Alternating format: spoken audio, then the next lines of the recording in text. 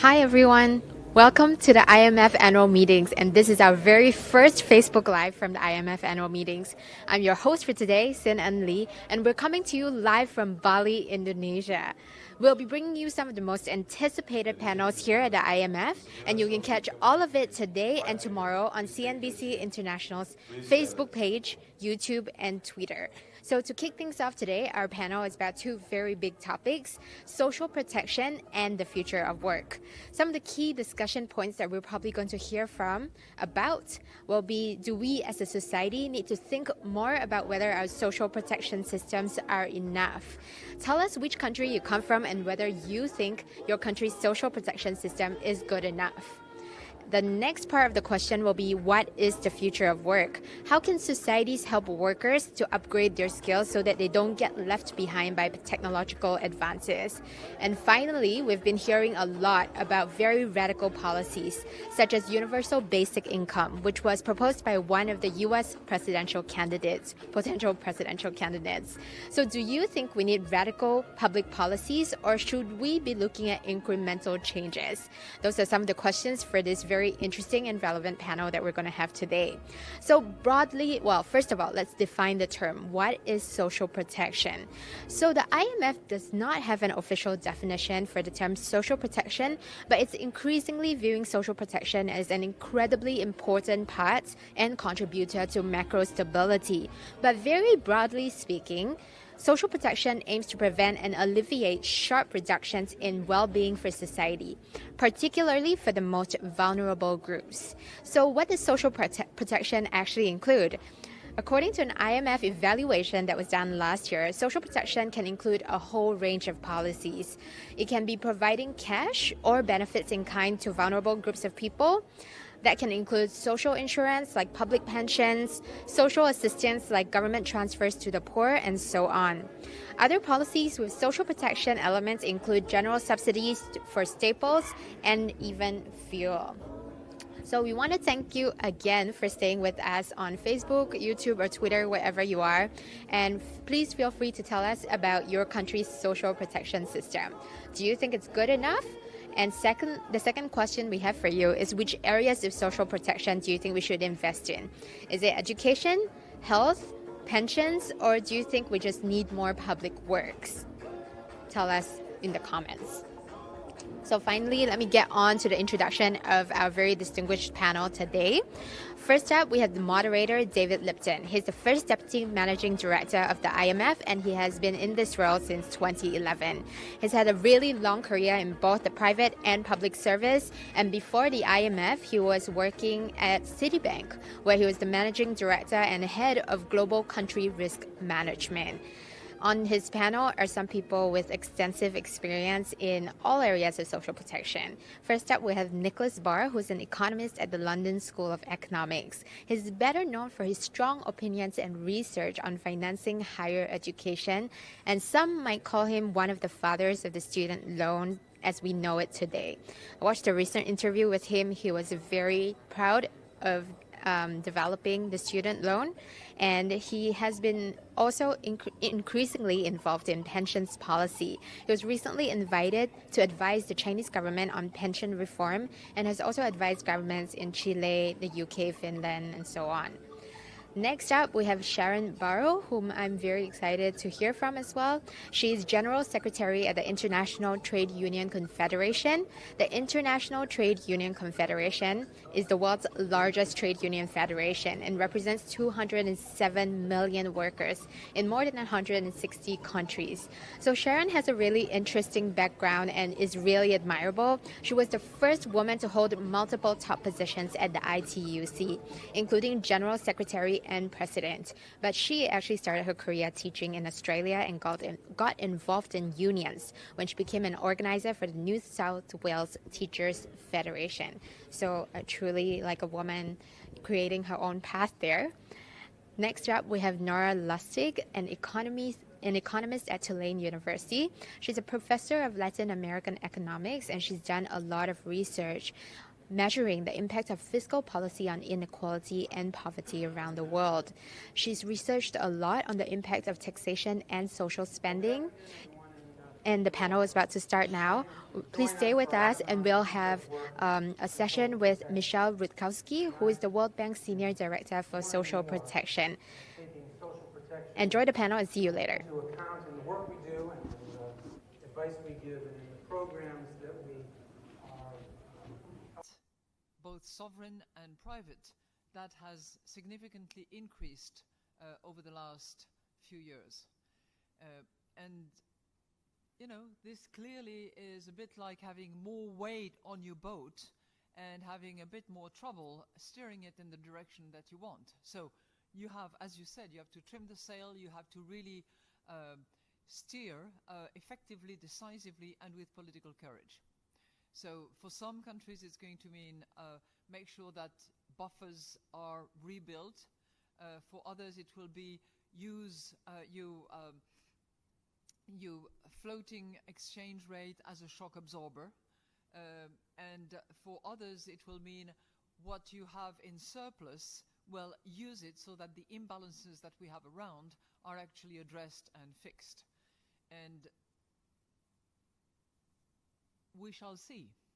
But certainly after my year ago, when the sun is shining, please fix the roof, we have not seen much by way of roof fixing. We have seen some in some countries, but in many instances, countries have decided to have, as we say in French, manger leur pain blanc, and which is, you know, have the brioche, if you will, and now tough times are coming. So this is really our strong recommendation. As many of you, I'm sure, have seen, our World Economic Outlook has been revised from the 3.9 where it was in April to 3.7 for this year and next. And while we don't want to be overly alarmist and overly pessimistic, we're simply saying that while we had seen an upward trend going forward, we're now seeing a growth that has plateaued and which is going to require real measures while we still have this growth available. Thank you. And you will note, Masoud, that I have not mentioned the word trade so far. So I was going to say to you, Managing Director, that so there are two things that I wanted to kind of come back and follow up on that.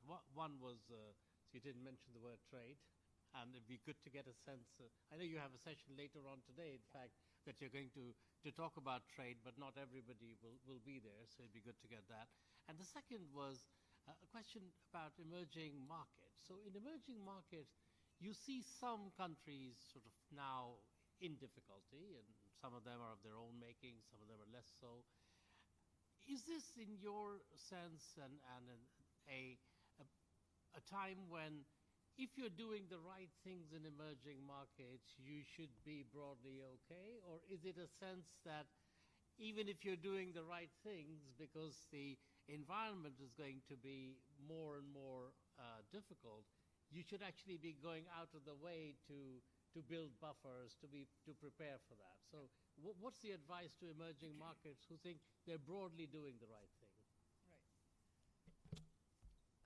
Do you want me to start with trade and sort of very briefly summarize what actually Ernesto, who is with us, will also be participating in the panel discussion. So at least I know that one member of your committee will be actively engaged in those deliberations and, I hope, proposals about trade.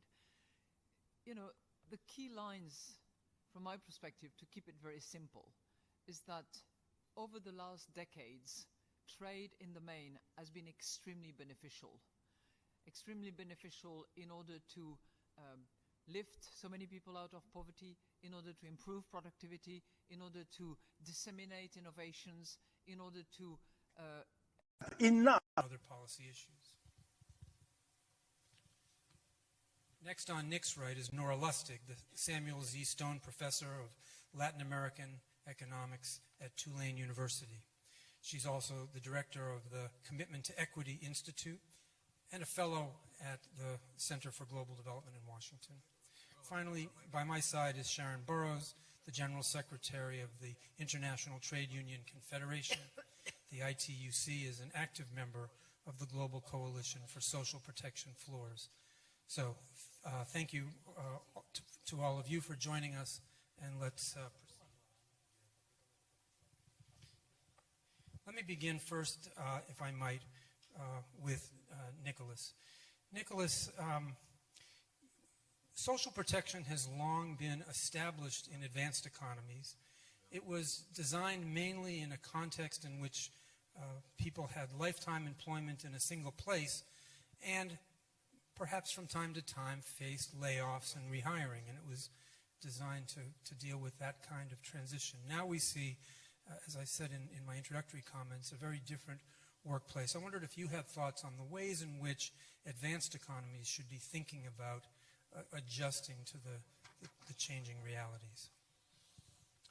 Well, as we've already heard, there's changes to labor markets, there's changes to families, there's changes to skills.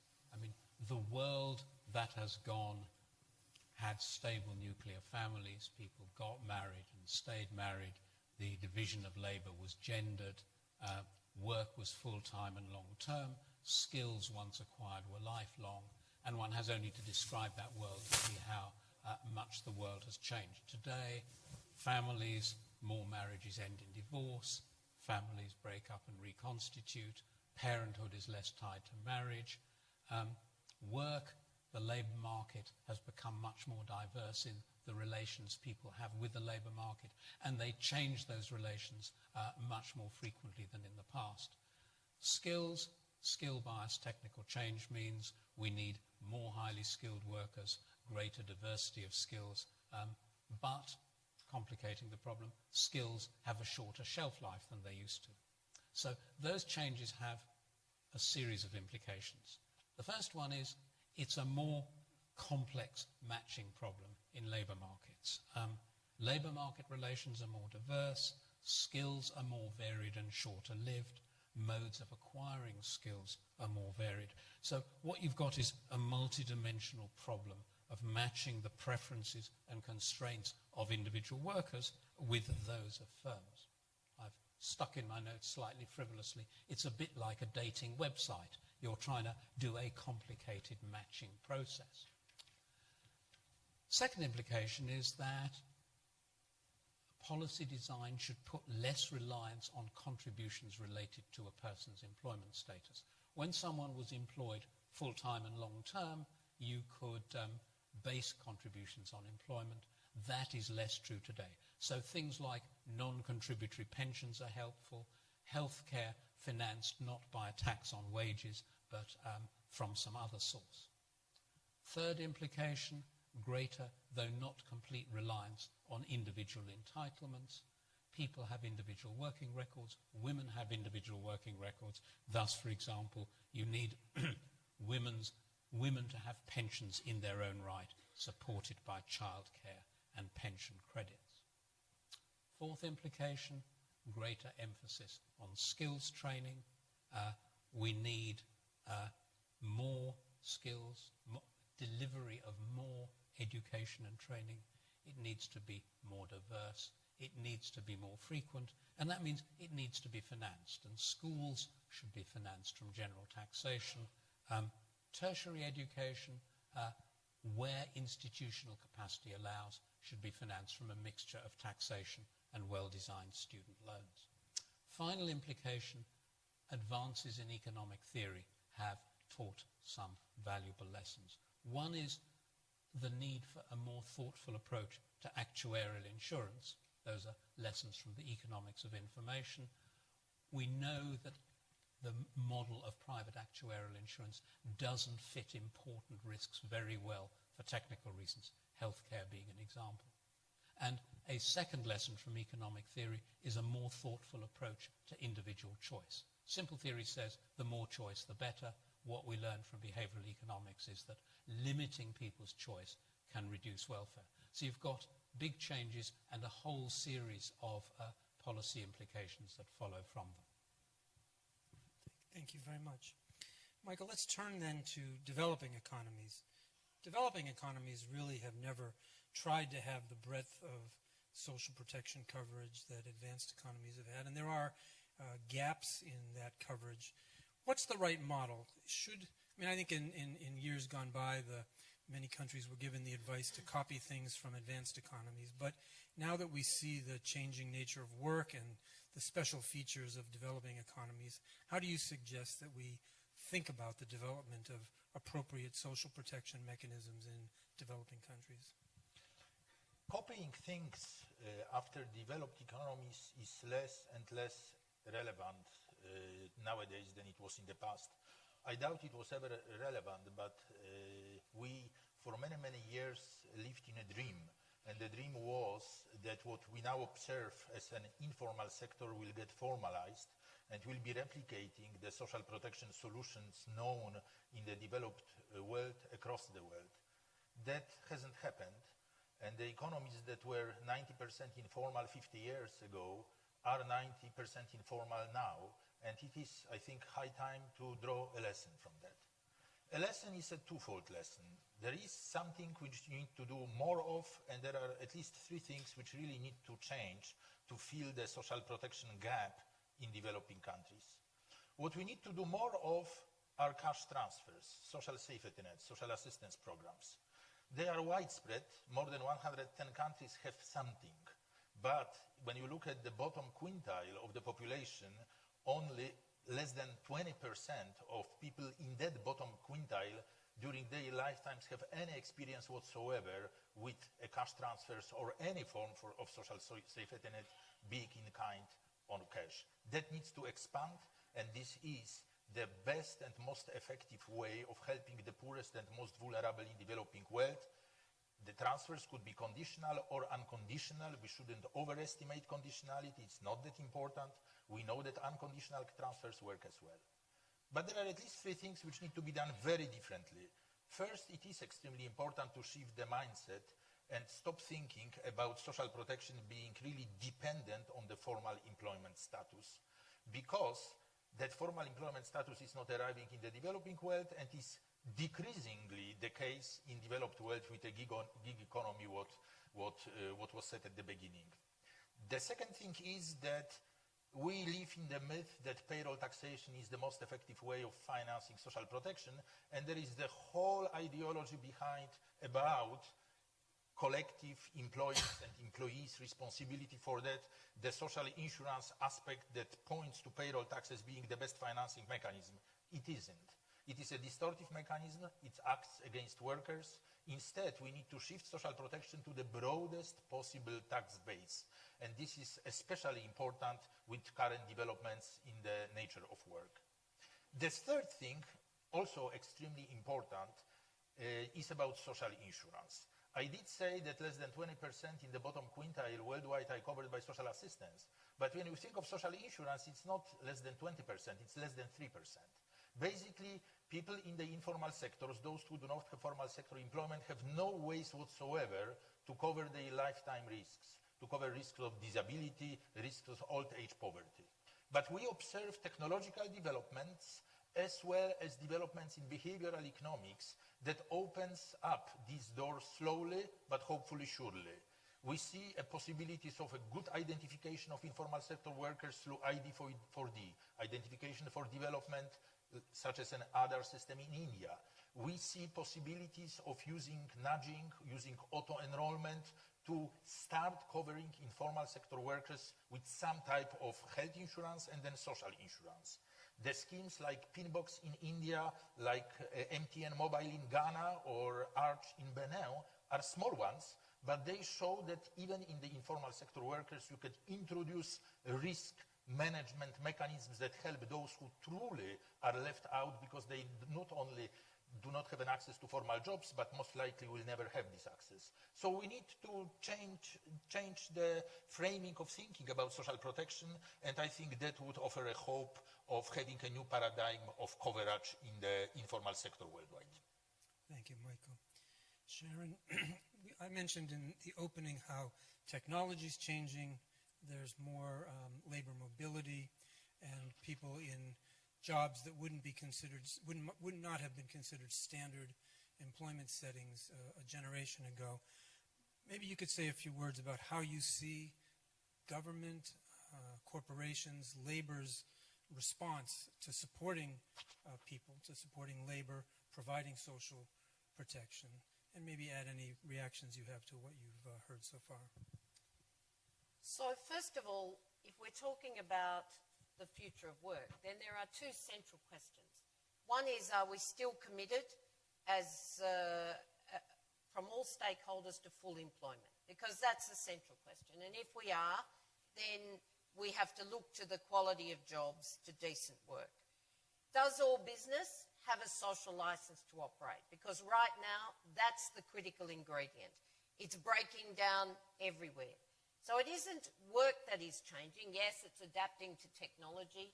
Yes, there are new elements of work, but if you're in agriculture or construction or manufacturing or services, you're still doing work in sectors that we've had with us for a long time. The real question is, are businesses taking responsibility for employment practices because they actually have a social license to operate? They're registered, they pay tax where they earn it, they take responsibility for those dependent workers. And where workers aren't dependent, are we looking at what kind of social license, what kind of regulatory frame guarantees that cooperatives have security, that we are formalising work where in fact the social license is abused? And the answer is both governments and too many employers are simply evading that responsibility for regulated labour markets.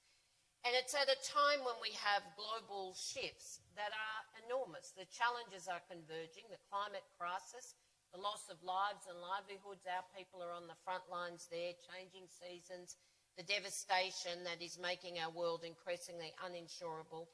The pace of technological change is different, but indeed technology, we've lived with it for generations now. And mostly, we've been able to incorporate it in the labour market with solid collective bargaining in developed economies at least, where we can upskill business, increase wages and so on.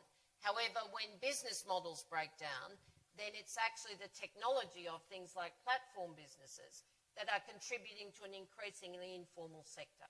When professional sectors like journalism, for example, you can earn as little as €15 a day in Europe, because that's the bottom price of an article, then you've got to ask, what is it that we're doing wrong? And it is about the business model. So in that context, you also have the displacement of people. You raised it. We've got the highest level historically of displaced people, and yet they're mostly in the developed economies. You know, the crisis is not, despite all of the hype, in our developed economies, when only less than 20% of displaced people are actually knocking on the doors to be resettled, to have the right to safe haven and equal treatment. But the big frame for us is that the social contract is broken. We had a growth model, 2 world wars, a Great Depression, that actually built much of the international multilateralism around the social contract. That has broken down, and we need a new one. Consequently, we have a global workforce in trouble, and you can't separate it. You have informal work, but that's because people can't get formal jobs.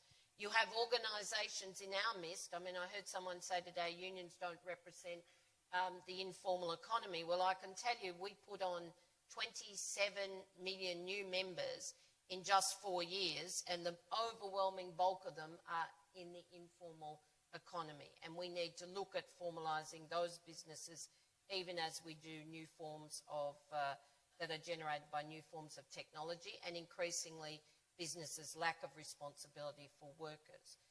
Consequently, we have a global labour force in trouble, 60% only in the formal sector, the bulk of them in precarious, unsafe, low-paid work, the model of globalisation that people are pushing back about, that's threatening multilateralism, full stop. 40% in the informal economy and growing, as I said. Sector of desperation, no rights, no minimum wages, no social protection, and of course, no rule of law, essentially. And then women make up the bulk of the face of those workers who increasingly don't have those fundamentals of a new social contract. So yes, we need a new social contract, and social protection is the floor of that, has to be the floor. But I worry about people talking about social protection as an insurance model, when in fact the floor and the settlement around the global institutions just a few years ago was a social protection floor that was financed essentially from tax dollars. Yes, you might have to kickstart it with development aid in the poorest economies, but it's affordable. It's affordable, less than 6% of GDP.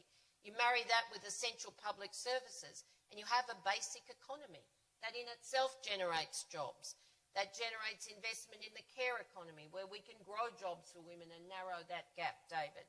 So we need to think much more broadly. Despite our differences with the World Development Report, Michael, you know that we actually support you on a couple of things.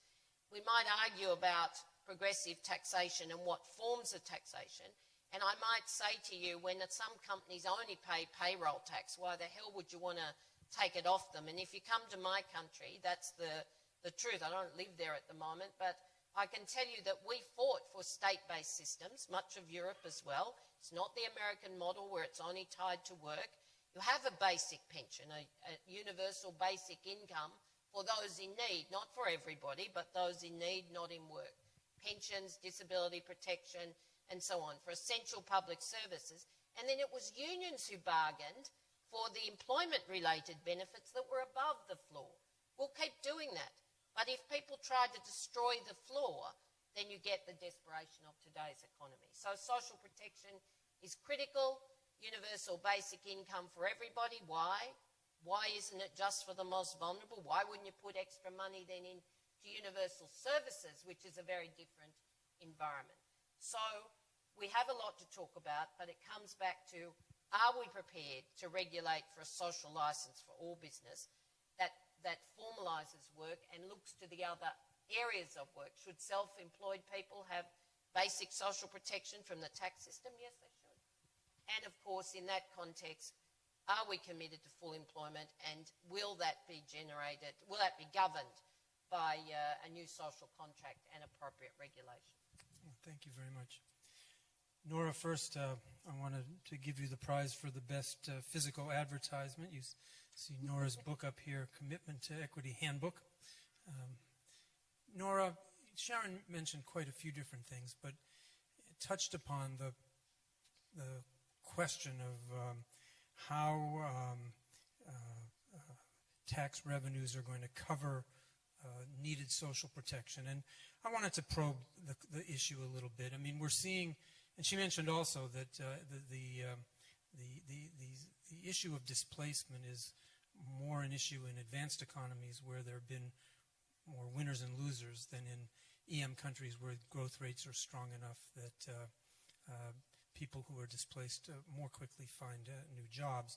But in any case, whether it's in advanced economies... I said it was the developed economies creating a crisis, if you like, because they're too selfish to look at resettlement and safe haven, and we see the xenophobia generated, whereas the real crisis is in the displacement and the flows of people in developing economies where there is no social protection. The question that I wanted to pose, Nora, is with the fiscal constraints that we see in advanced economies, there may be an increasing reluctance to dedicate the resources to social protection that are warranted. And there may also be the need to prioritize, to think about what resources go to social protection, what resources go to other desirables, whether it's health, education, climate-related spending. I wonder if you have thoughts about how in this, the world we're likely to see in the coming years, how to be thinking about those choices. Yes, okay, thank you very much. You're asking me about the developed countries, but I'm more an expert on the developing countries, so if you allow me, I will focus on those.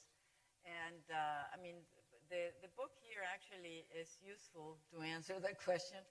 I can advertise it. I don't get any royalties because thanks to the generosity of the Gates Foundation, it's free online. So people can just download it without having to pay, and it fits good for the subject matter, which is commitment to equity. Everybody has access to it. I think that the issue about funding funding the social protection floors in the developing world, I think it's very challenging, especially in low-income countries, because what we have found in the work that we do in the Commitment to Equity Institute, and by the way, we're now working with the IMF on actually assessing the fiscal systems in terms of what do they do regarding fiscal redistribution and poverty. What we have found is that in every case that we analyze, the fiscal system reduces inequality, but in a bunch of them, it increases poverty.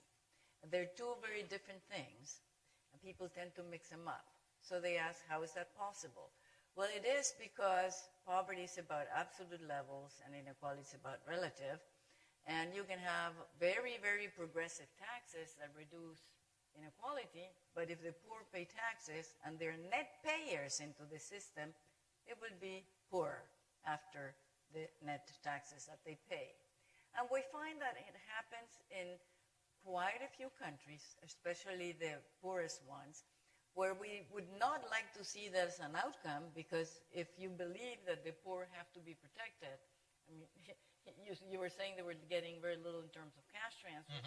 So if to that you add the fact that in many cases they pay particularly consumption taxes, it's not the direct taxes, they end up being net payers because it's not a decision that they make. When they purchase something, there is a tax embedded in what they purchase. Even if it's in the informal sector, that there's taxes in the inputs that people, of the things they buy in the formal sector. So in that context, I mean, I think it would be interesting to discuss the idea of universal basic income. What we find in some of the research that we're doing with some of your colleagues like Ugo Gentini and Giamelli Rigolini, and also things that we've been doing for Africa, both with the IMF and the World Bank, is that it has a cost. If you go to a universal basic income, when you're in very constrained resources situations, you're giving up the ability to reduce poverty, because some of the resources will go to the non-poor, and if you try to collect more taxes to redistribute more, you may end up actually causing the poor to become poorer. So in that context, you have to be very careful about how you design the social protection floors and who's going to pay for those floors. It may not be possible to have the floors for, with a basic income that everybody would have access. I don't know if that's what you were proposing, or only when there is an adverse situation that people should have access. I'm asking. But if you have a universal one, no matter what, then you're going to be misusing very scarce resources if your objective is to help the very poor first. If you want to have also social protection schemes that replace income of people who have faced adverse shocks, in the developing world, that's very expensive, even in middle-income countries. Brazil has a system which is called special circumstances pensions, where people who have been exposed to death in the family, illness, or disability, they're entitled to receive something very similar to what they used to earn. This happens even if they're not, they have not contributed. It's a non-contributory system, but the beneficiaries are part of the Social Security system. They have a number. Okay? Brazil spends 2% of GDP on that, and it spends 0.4% on cash transfers for the poor. So if you want to have a system that protects and replaces income, then that's expensive. There are trade-offs. In the trade-offs, if you take them seriously, if you want to have a lexicographic ordering in terms of where to start, I think that at least in my Weltanschauung about this, you have to start by protecting the poor. And when you do that, probably you cannot commit globally to have a universal basic income in every country, because, like I said, that means you're going to be taking resources that could be allocated to the poor and giving them to people who don't need them. So let me stop here. Thank you. Michael, let me follow up on, or ask you to follow up a bit on that. I mean, you advocated before cash transfer approaches. We certainly look at this question of cash transfers and that are targeted, universal basic incomes. But I guess I'm wondering how one draws some balance of priorities when one's also trying to promote good health systems, good education systems, so that the poor aren't just protected today, but they have opportunities over a longer time frame. And let me come back to the point that, we're saying that the world may be one in which there's much more displacement coming from, whether it's coming from technology or trade or other factors. And then, it's not so much a matter of, well, I guess there's a question of whether you focus on helping people when they can't find a job, or whether you focus on helping people have a foundation to become engaged in the economy and to have better prospects of becoming engaged in the economy. I very much agree with Nora's framing of the dilemma, which is that we need to start, I would suggest always start with thinking about the poorest.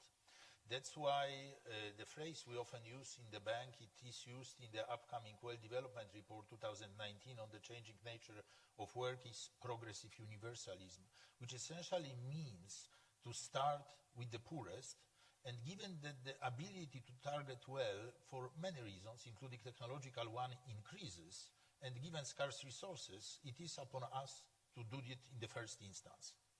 However, given the fact that there is an increasing displacement and increasing turnover in the labor market, at the same time, a few other important principles come to mind. First is social protection, and cash transfers really need to follow an individual, not an employer, because of the dynamic labor market. This is why what we often try to say, but I believe sometimes we are misunderstood. We are saying flexible labor markets are not enemies of good social protection systems. They are friends. You need both so that innovation wins over automation in what's happening in the labor market. Essentially, you can frame the current situation as automation displacing old jobs and innovation coming up with new jobs with higher productivity. For that transition to happen, you need to have a flexible labor market, because new jobs appear in sectors you didn't even know they existed. But at the same time, those people in the transition period, as well as when they are poor, need to be protected, and it cannot be a protection that is dependent on the employer. And progressive universalism means we start with them, we expand, and for some countries, universal basic income may be the right solution. In my view, it is unlikely it will be a viable solution in the near future. It's more a matter of a much more distant future. I think the second important issue in this context is that yes, there is a trade-off between going with basic package of social assistance and health protection, which is absolutely should be a priority. This is why thinking of social insurance for informal sector workers, what I mentioned at the beginning, is viable only if additional resources are brought to the table. If there is a possibility of actually encouraging through nudging and auto-enrollment of informal sector workers to contribute. There is no way to impose a mandate here. And once you impose a mandate, then obviously it's akin to taxation. Then the trade-off is very, very acute. We would like to go beyond this trade-off. The final point I wanted to make, and it seems to me it is really an important point, and I very much like this point being made before in the panel, which is that too often we look at either the taxation side or the benefit side alone and try to determine whether it's progressive or regressive. Whereas what really makes sense is to look at packages together. You could have regressive taxation, but more than offset by progressive, well-targeted system, and then the whole package is progressive. We do need more progressive packages. We do need, in the name of progressive universalism, to focus on the poorest first and then expand from this. And that should be, I think, a principle which should be with us in this journey. It's an interesting challenge that you ask the 1% to pay much less, and indeed on regressive taxation, working people who, by your own account, can't actually make ends meet, pay more relative to their income. Let's not have that debate today, but we should keep that in mind. The reality is, though, the bit I do agree about is that you have to look at what the system is. I don't agree that cash transfers alone, and the banks had a policy where it's a bit schizophrenic, where they don't want to think about the integrated social protection floor as a whole. It's moving, but there is an argument for where there is nothing to have a universal basic income. It's been tested. Communities like India, small groups, and when it's in fact married with a jobs guarantee scheme with appropriate income, then in fact you can get a basic economy, security, and jobs grow. But but working people pay taxes. Why? To have social protection and vital public services.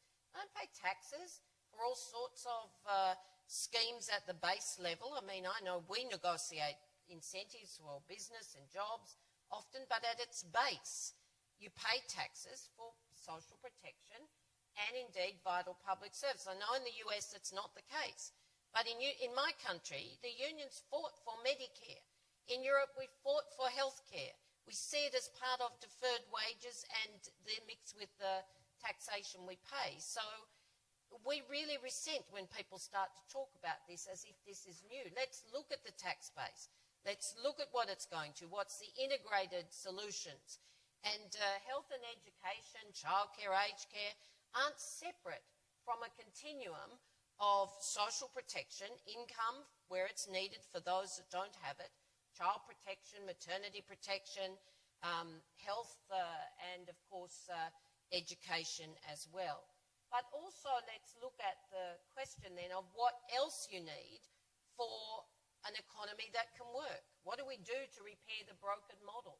Well, yes, it's decent work, it's a job, it's underpinned by social protection, but those jobs to meet the test of decent work have to be able to be afforded a minimum living wage. And then for prosperity, you need collective bargaining to distribute and keep the economy strong. And we've seen fights against what were fundamental human rights. 70th anniversary, the UN Declaration, by both the IMF and the Fund, and we have to get over them. How do working people represent with governments the responsibility and with employers to build a new social contract, to return to the fundamental rights that make it work, and invest our own collective wealth, i.e. taxation, into people? It's that simple. Yes, but in order to do that, we really need to have our eyes open to trade-offs. If you say decent work, then we need to remember that when you look at the access to jobs, quality of jobs, quantity of jobs, you can get two but not all the three with fiscal constraints.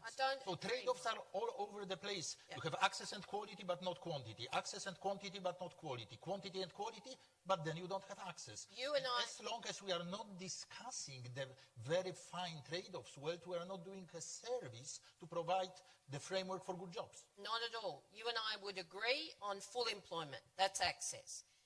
You don't want your children in work that is paid an amount of money on which you can't live. So that's quality along with safety and security and so on. That's fundamental rights, the ILO standards. And then, of course, I heard you this morning say decent work had a moralistic imperative. Well, I might remind you that the G20, the UN, the people who govern these institutions actually have committed to decent work. It's not moralistic. It's actually about, do you have a rights base? Do you have a minimum living wage? Do you have collective bargaining rights? And is there full employment as a guarantee? The answer should be, if not, we have to build it. So putting silos between these things, talking about insiders and outsiders when there's not enough work for everybody, and that the work is not decent because of a global model of development that has failed working people and is now at the root of stagnating growth, that's what we have to look at, not pit workers against each other. We represent all workers, and I can tell you it breaks my heart to see that informal work and modern slavery now appearing in our supply chains of the biggest corporations. Why? Regulations broken down.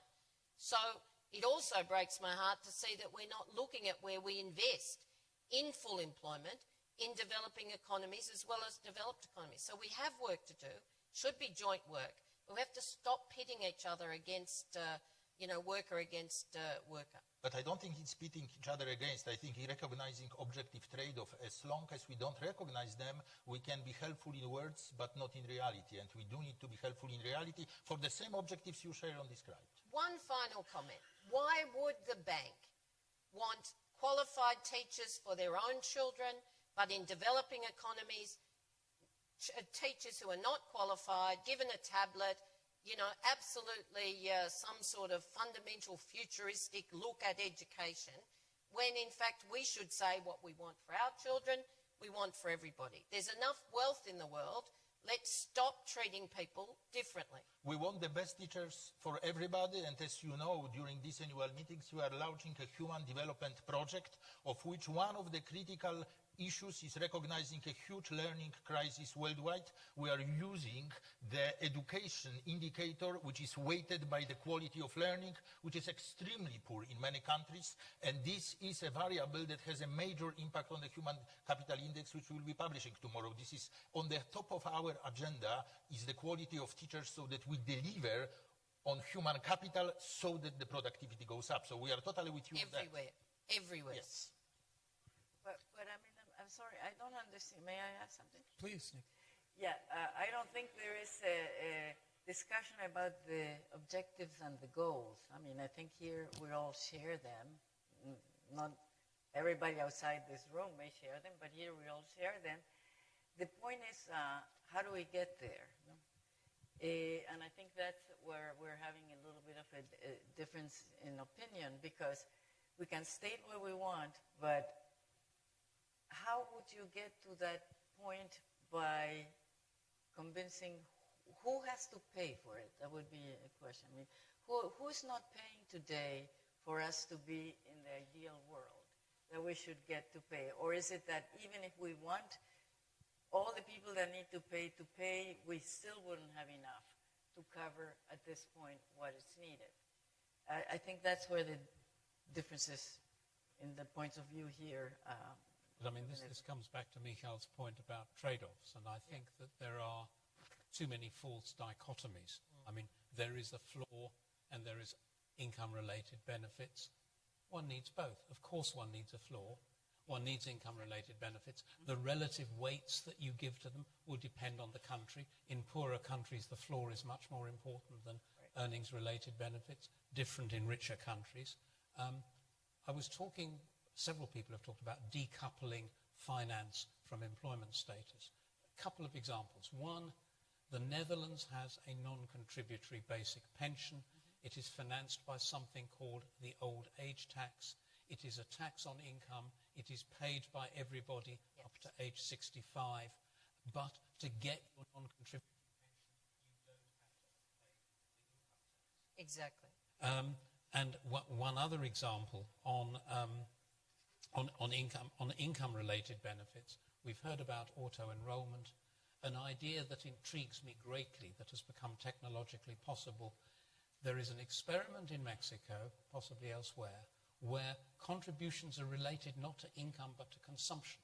If I am in this program, I go into the supermarket, and when I use my card to pay for my bill, 1% of it goes to my pension fund, or 3% of my alcohol consumption goes to my pension fund. So there are technological ways of collecting revenues that don't depend on employment, which can finance both floor-type benefits, non-contributory pensions, child benefit being two examples that seem to me to be very clear paths to follow.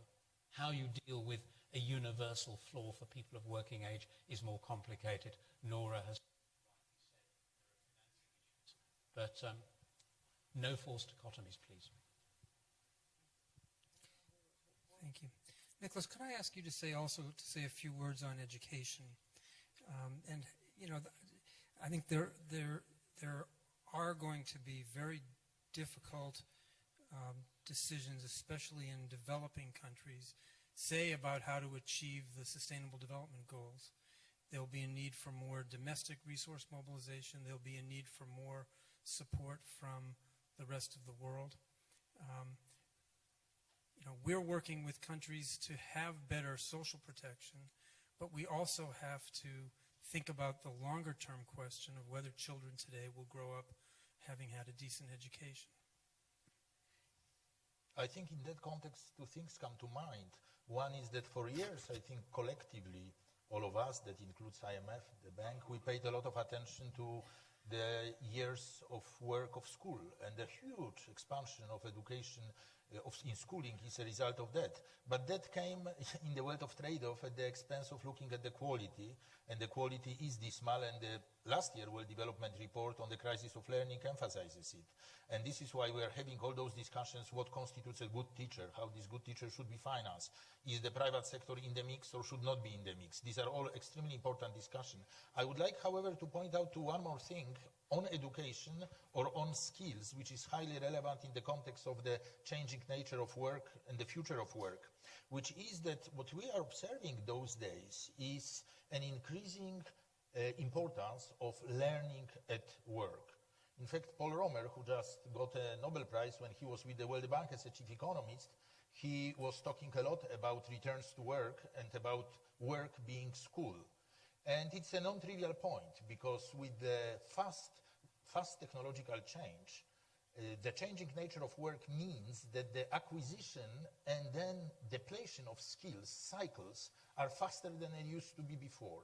Therefore, in the human capital of average individual, increasingly so, the human capital acquired at work has a higher share than it used to have. It is increasingly important compared to what happens at school. And looking through those lenses at the labor market gives an additional insight. One of the additional insights, and I think Sharon referred to that, is actually the quality of jobs. Because the research shows, it is partial, it's not complete, it shows that poor jobs do not provide learning at the level of good jobs. Good jobs are actually a good school. Poor jobs is a bad school. Given the cycles, this actually matters not only at the moment of when those skills are acquired, but in the future, how those skills are used.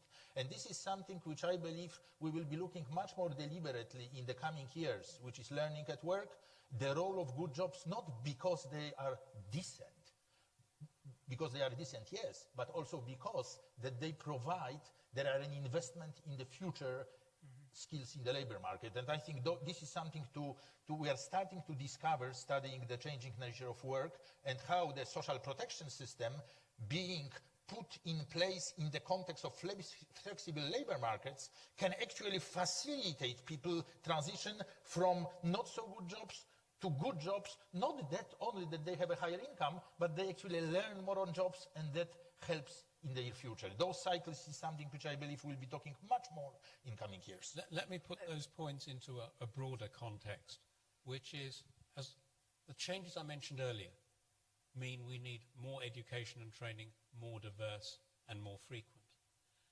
Several implications. First of all, you need flexible options and pathways. You need flexible choices over subject, methods of learning and teaching, the speed at which people acquire skills, and you need flexible pathways over the mix of the bits of the education and training system that people get their skills from, the time path, and, as Michael has just said, modes of delivery, which can be formal education institutions, could be learning at work.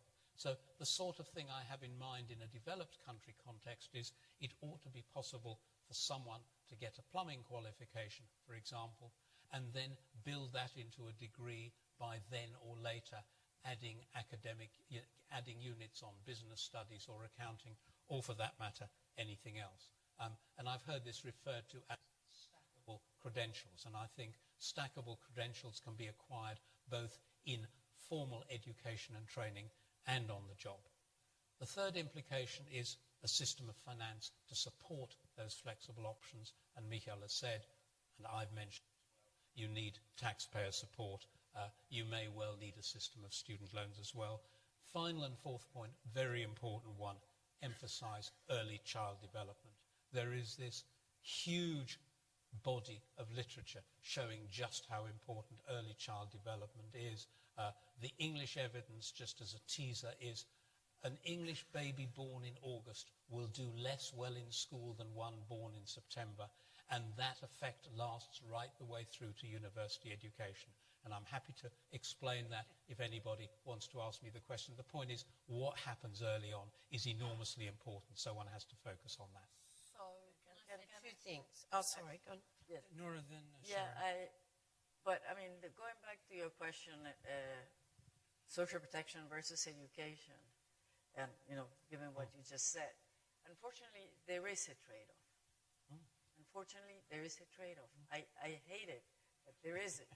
There is one when you're in the poorest countries. Suppose, they collect about 20-25% of GDP in the form of taxes. In some countries, even some countries that even are equal, relatively speaking, like Ethiopia, so it's not that you can go and tax the 1% and get a lot out of it. They're poor and relatively equal. You have a trade-off. If you try to expand education and invest more there, and even improve the quality, you may have to make the poor net payers, even more so than what they are right now. So there's a trade-off in the sense that you have to choose sometimes between saying, am I okay with the poor having less cash in their pocket to buy food and shelter and clothing, but I'm using that to give them better levels of education? And then, that brings your concern about early childhood. Yeah. A child that doesn't get enough nutrition when it's a child, Absolutely. then having more education is not going to result in anything in the future. So that trade-off is horrible, but it's there. So I think that resources, frankly, have to come from somewhere else. In some cases, they're not going to be able to be collected in the countries. Yeah. To actually fund But it. in that context, I just wanted to give one example when we try to deal with those trade-offs. And this is the typical context are conditional cash transfers, when you would like to actually increase the take-up of education services through encouraging families to send kids to school. And then there is a new area which is even without conditions, with proper information sharing and nudging, it is possible to achieve that. So the trade-off is out there, but in social protection programs, we increasingly try to build mechanisms that would reduce how acute the trade-off is and allow to increase the take-up of educational services. It's Michael, obviously a very partial way of dealing with that. Let me take the moderator's prerogative to probe this a little further. I mean, typically, the fund will be working in a country and will be supporting a program of reform. And the country will want to, having talked to the World Bank, put in place a cash transfer system, especially, say, after a reform that they know is going to hurt the most vulnerable. And we have to have a discussion with them about should 20, 30, 40% of the population get this cash transfer amount. We know at the same time that while education spending may be inefficient, there is a need for education spending as well. And so it seems like a quite live issue how you make such a choice. And typically, countries favor very large fractions of the population getting the cash transfer mechanism, and that ends up having, at least implicitly, an implication with respect to whether those, I think there are imperfections in cash transfer systems in identifying properly who should be the recipients. I get all of that. But if you go from, say, 20% of the population to 40, you are, in some cases, dealing with people who are somewhat less needy, and you're using funds that might have been dedicated to some other purpose. It seems like it's a genuinely important question. What makes it even more complicated is that the policy choices need to be dependent on the delivery mechanisms and how effective they are. You referred, David, rightly so, to targeting, how perfect or imperfect, how imperfect it is. But even if the targeting is good, but delivery systems don't exist, cash or in-kind benefits does not arrive on time, and if it arrives, you cannot monitor conditions associated with this benefit, like attendance at school or health checkups, that in itself needs to have a feedback mechanism to what policy you put in place. Too often, I think, we forget about the fact that the choices of policy are determined not only by economic efficiency or social justice, but what is actually possible to deliver. And the constraints are huge in developing countries and very diverse from countries to countries. If a country has a great social registry, this is a very different world than if a country doesn't have a social registry, has only birth registry, and therefore you can only vaguely talk about good targeting. But even if you target well, but then the country has isolated pockets when you cannot deliver the benefits, you'd better think of a different system that would rely on delivery mechanisms that are strongly contingent upon good geography.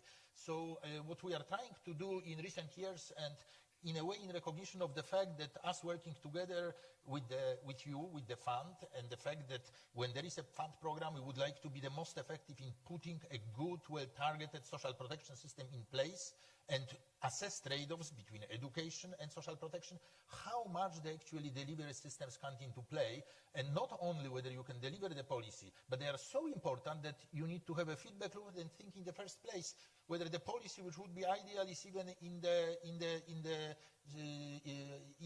even could be considered. And I think this is a very important lesson from those programs that did not deliver despite good policy designs. Thank you. Sharon, sorry I interrupted. Please. No, I'm shocked to hear people talking about trade-offs.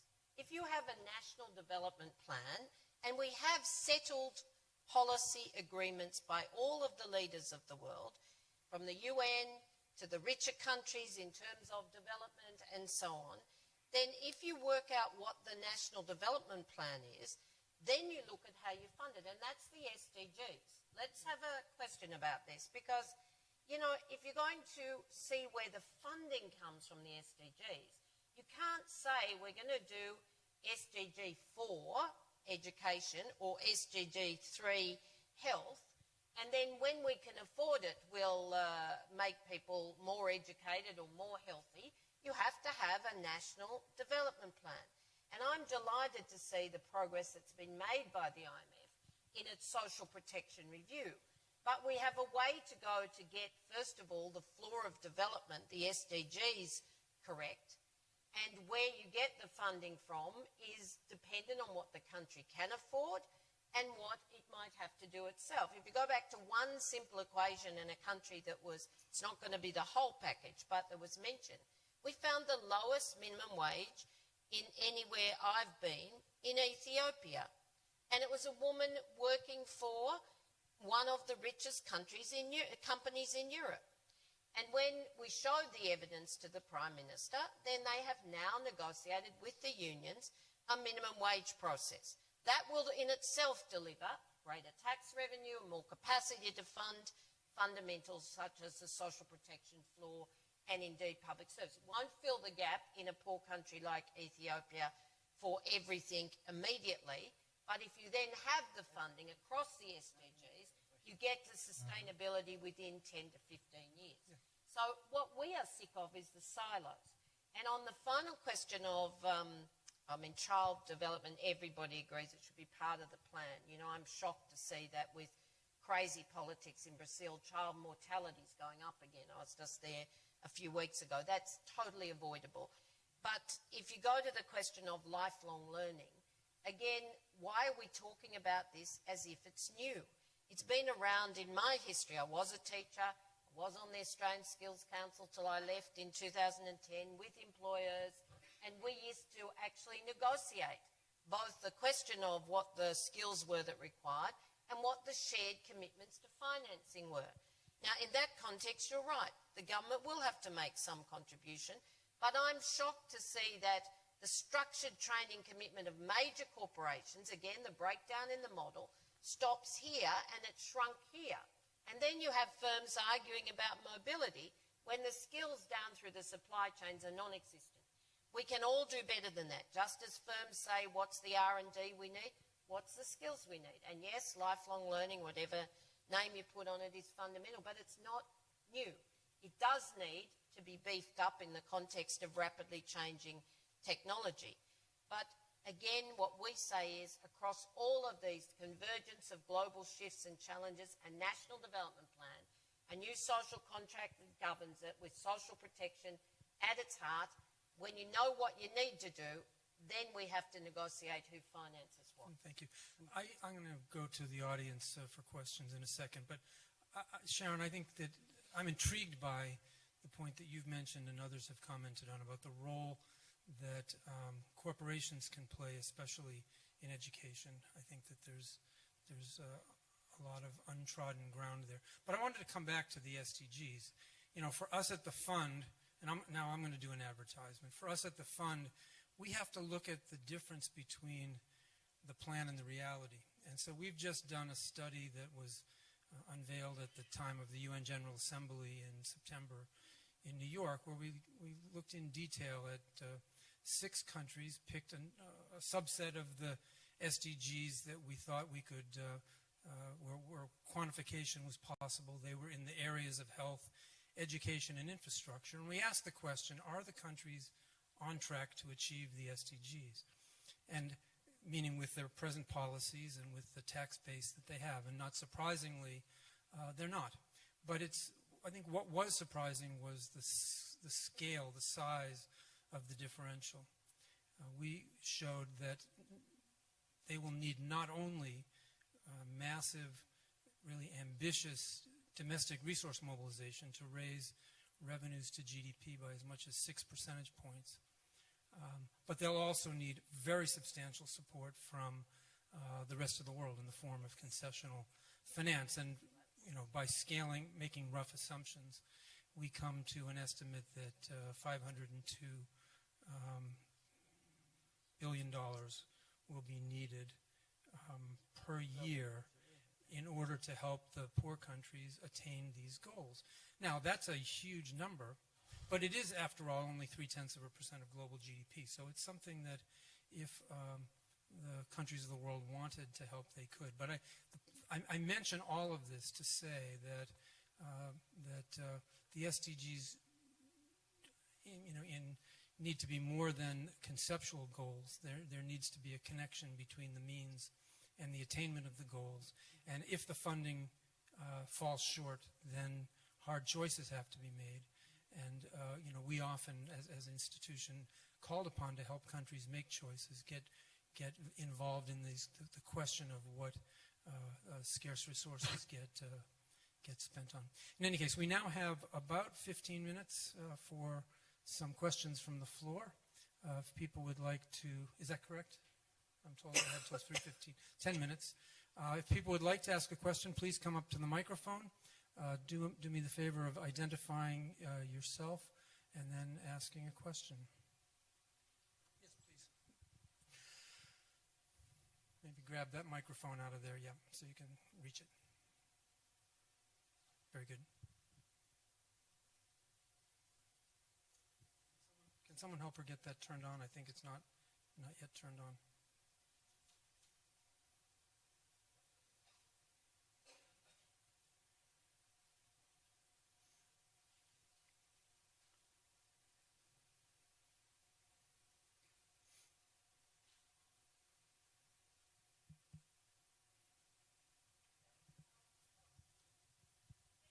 Taking my question. My name is Grace from Indonesia's news agency Antara TV. Government of Indonesia is trying to make some improvements in every aspect related to poverty alleviation and inequality. So like through social health insurance, family hope programs, subsidized rice for low-income households, and school aid program. My question is, how to improve social protection program in Indonesia? How can government ensure that social safety net programs reach their intended beneficiaries? Thank you, sir. I'd be very happy to suggest that Indonesia expands PKH, the conditional cash transfer system, which is quickly on the way of becoming the largest in the world. It's still behind Bolsa Familia, but it is there. It is, in our assessment, well designed. The impact evaluation shows promising results, and there is a commitment to expanding it. And it is a program that, in addition to providing relief for the poor and vulnerable, also has good effects with respect to investment in early childhood education and in school education and in health. So from the perspective of everything we talked about the changing nature of work, I think that Indonesia has at its disposal a very important tool, which obviously, because of fiscal constraints, I think it is at the level at 8 million now, but has a potential to grow to be beyond 16.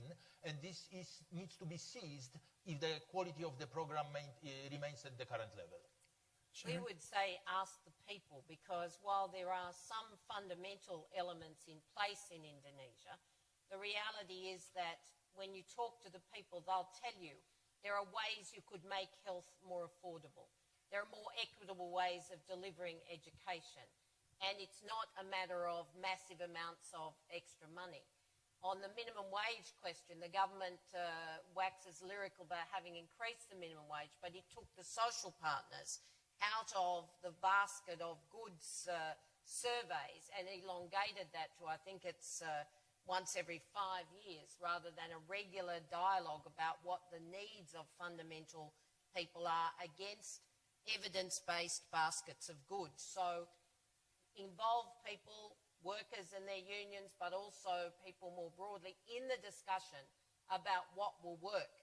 And then Indonesia might get back on track with a trust level, rather than what we're seeing is sadly the re-emergence of sanctions against organised labour and civil society because the voice of people is being suppressed. It's right, one should ask the people, we can do better, we should do better, but you can't solve the problem by relaxing the constraints. If you try to do that, you harm the people you're trying to help. Economics is called the dismal science because of this thing called opportunity cost. If you use resources for one thing, you can't use them for another. If you want to do more with social protection, you need more resources. You should try to gather more resources, but you should be clear, A, that those resources come at the expense of something else, and B, there are incentive issues, and C, there are political issues. So pretending it's easy, I think, is not helpful. We have another questioner over here in the left aisle, please. I think this is on. Oh, there we go. Yeah, I'm Alex Catron. I'm with the Future Society, a think tank based in Cambridge, Massachusetts. You mentioned reskilling and AI at the beginning of the talk, and my question is, if you look at what the literature says about what the job market will look like in 20 years, it's sort of all over the map. There's predictions that new jobs will be created and sort of provide enough opportunity. But when you think about the actual equity of wealth, it's almost unequivocally the outcome is going to be that it's going to be stratospheric inequality. So is reskilling, does it distract from the bigger problem, which is the redistribution of wealth, which technology will do to drive away from economies that frankly don't have access to AI tools and supercomputers? Sure. Wow. The skilling is important, but it is a distraction when people focus on it to the extent that it's a solvable issue. I can tell you about more educational reforms that would have made a difference littered at our feet because of political differences and a lack of trust in the teaching profession. Medical profession would probably say the same thing. But there's no doubt that skills are fundamental, that access to education is critical if we're going to have opportunities in life. But if you don't tackle distribution, and again, I'm going to say it, it's a relatively simple tool.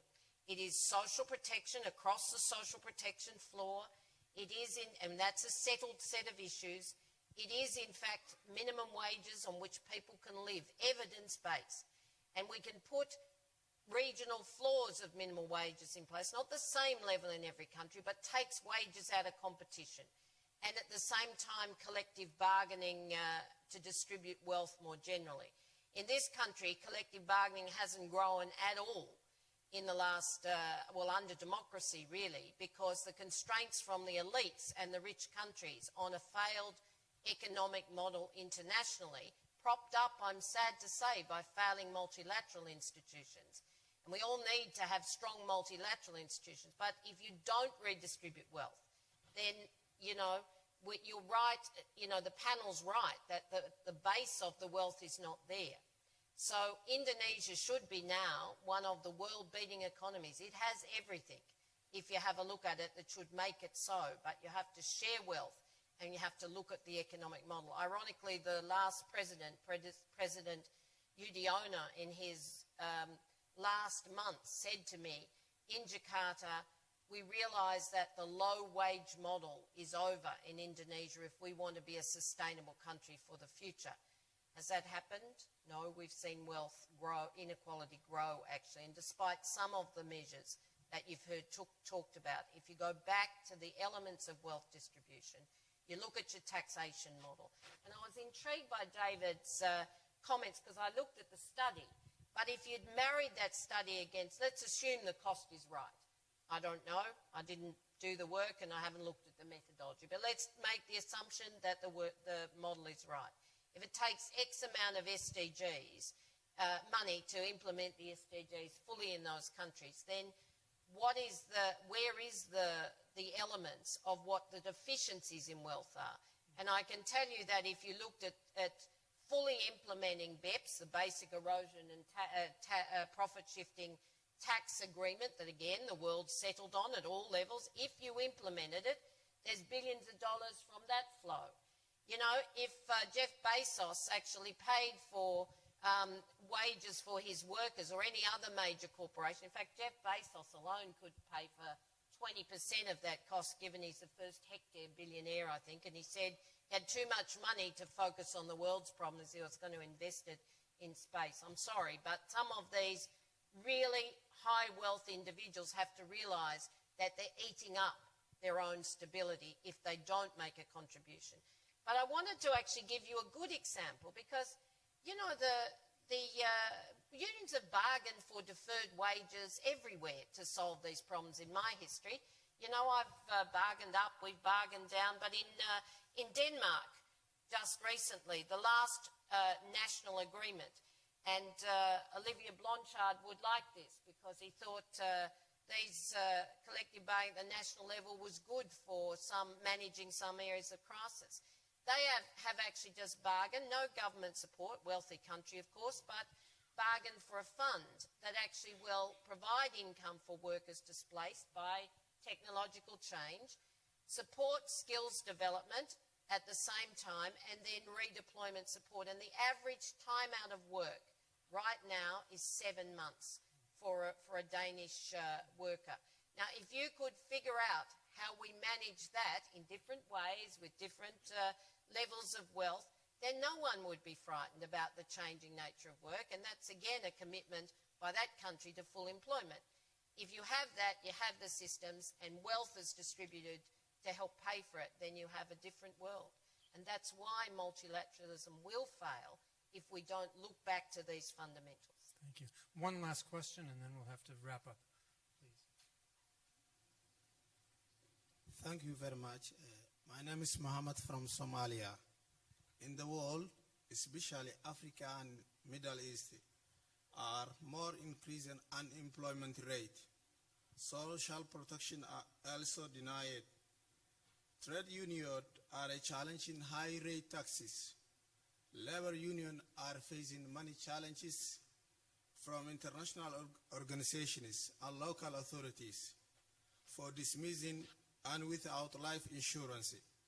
Vulnerable communities are increasing. My question is, what is the strategy or recommendations that World Bank and IMF have to reduce vulnerability and to recognize social protection? Thank you very much.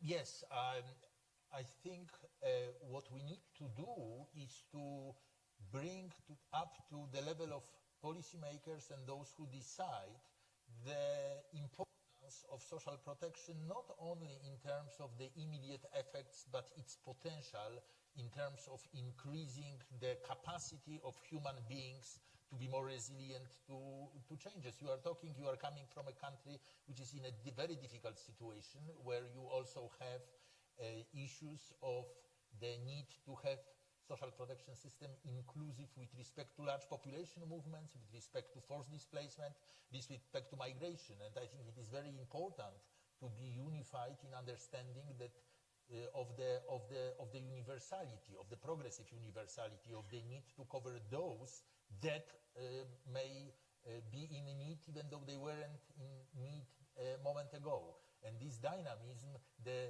ability of social protection systems to adapt is extremely important. We usually use this term adaptive social protection talking about climate change. It is obsolete. Since the World Humanitarian Summit in Istanbul, we have lots of work done with humanitarian agencies to bridge the gap between what is traditionally considered humanitarian and what is considered social protection systems building.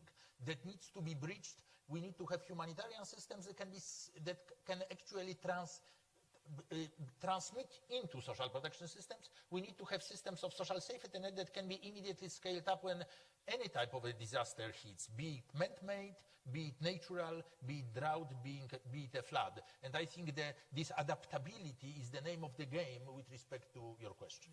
Well, I'm told we really have to stop because some of the panelists have to proceed to another event. Let's take a moment and give a great round of applause for this wonderful panel on an important topic.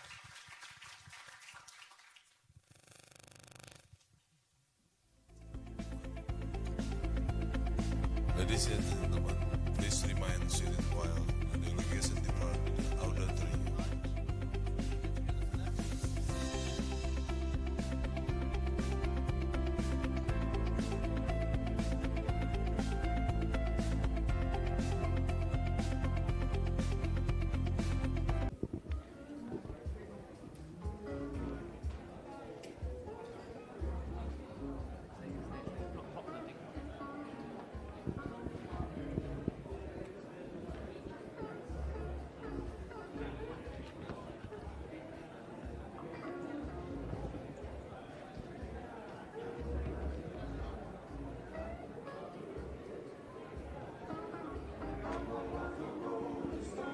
Hi everyone.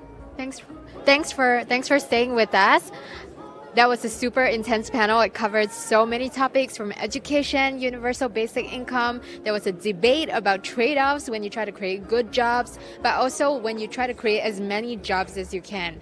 And of course, there was always a debate about whether taxes or benefits can really help the vulnerable and what we imagine about progressive tax policies. It can sometimes tax the poor even more. Soon we're going to have Mikhail Rukowski, who's Senior Director for Social Protection at the World Bank. He was firmly on the other side about thinking about the implications and trade-offs when you try to create good jobs and also when you try to create a large quantity of jobs. And he was having a little bit of a discussion with Sharon Burrow from the IUTC, who felt that we have to talk about all these things as a whole package. She talks about going back to the fundamentals. In fact, she said something very quotable. Why do we pay taxes? It's for social protection. Unfortunately, not really the case in the United States, but the fundamentals. We pay taxes because we expect better social protection.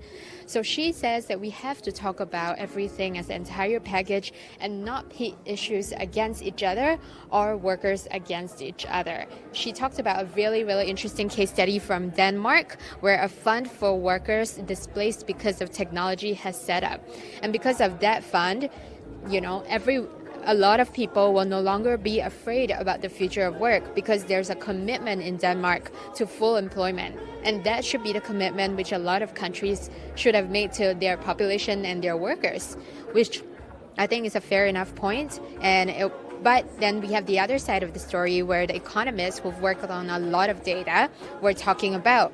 For instance, Rukowski was talking about the trade-off and implications between creating good jobs and creating a large quantity of jobs. Whereas Professor Nora Lustig from Tulane University says that in her research on Latin American economies, she found that fiscal policies, which we often think would reduce inequality, it does reduce inequality, but it actually increases poverty for many, many reasons. But one of them, she says, is because inequality is relative, whereas poverty is absolute. And for instance, in some countries where the poor are made to pay more consumption taxes because of what they buy, they end up being net payers. So we will be speaking to Mikhail Rukowski. Let's see if he is coming. Not yet, but the IMF actually did an assessment of their work last year in social protection to evaluate their current impact and role and to clarify their role related to social protection. As I said, the IMF does not have an official definition of social protection, but they've increasingly identified social protection as a way to contribute to macro stability. In fact, it's a very important contributor to macro stability. So they looked at countries between like higher income countries and emerging market economies. So they talked about how the IMF is the higher income economies need to prioritize pensions because many of these advanced economies are aging. Oh, I think we can see all the panelists here. So we will be having Mikhail Rukowski.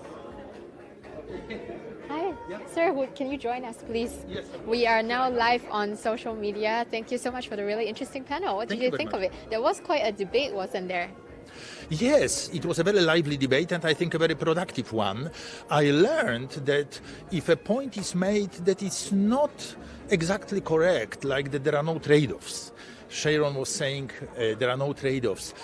That point is incorrect. There are very heavy trade-offs. Economics teaches us about it. But saying that can sometimes bring the discussion forward because we are then stretching our imagination, looking for solutions. So I thought the panel was quite creative in trying to look for behind the corner for what may be possible in order to enhance social protection in the changing world of work. Yeah, I thought it was a very lively debate as well. But I was wondering as well, could you emphasize more on like what exactly are the trade-offs that we often see that, for instance, people don't really know about?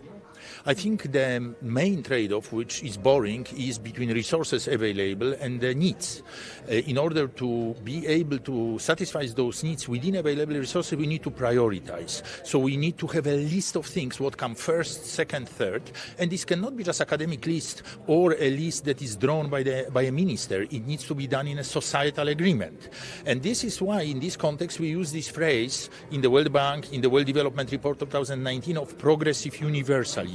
It precisely recognizes the trade-offs. It is universal in aspiration. We want to help everybody with the social protection system.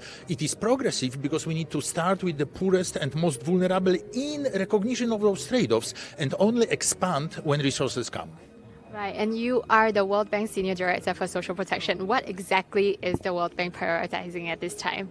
Indeed, I am the Senior Director for Social Protection and Jobs in the World Bank. What we are prioritizing is that the changing nature of work calls upon three major changes in the world. First is expansion of human capital investment, expansion of investment in skills which are needed for the labor market of the future, especially skills that are socio-emotional, that are independent from employers, that allow people to adjust to a very and increasingly complicated labor market. The second is expansion of social protection systems, and especially expansion of social protection systems that are not linked to a particular employer, because in a changing nature of work, employers will be coming into the labor market and disappearing. You cannot have your system rely on employer. You need to have a universal system following what I just said, progressive universalism. Finally, last but not least, those two priorities, human capital investment and social protection system for all, need to be financed. And this is why we very much focused on the resources, on how to increase carbon taxes, how to clamp on VAT gaps, how to clamp on the tax holidays of firms, because there is a huge potential to increase those revenues so that social protection needs and human capital needs are financed. Right, but I think the one topic that everyone seems to be talking about and easily understandable when we talk about social protection is universal basic income. You mentioned some points about universal basic income on stage. Could you talk more about, do you think it's a viable plan, and should we have more discussions about this? I think a universal basic income is a very interesting concept and can be appropriate, however, only for some countries. Why? Because in the world of trade-offs, which I just talked about, you need to start with those who are the most needy. Universal basic income makes a basic assumption, which is you provide resources to everybody, to those who are in need and those who are not in need.